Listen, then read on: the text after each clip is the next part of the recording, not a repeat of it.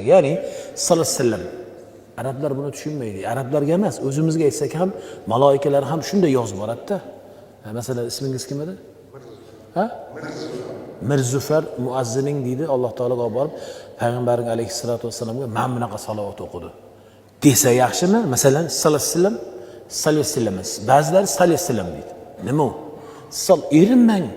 Ya'ni soniya ketmaydi bunga. Sallallohu alayhi vasallam. Donalab ayting.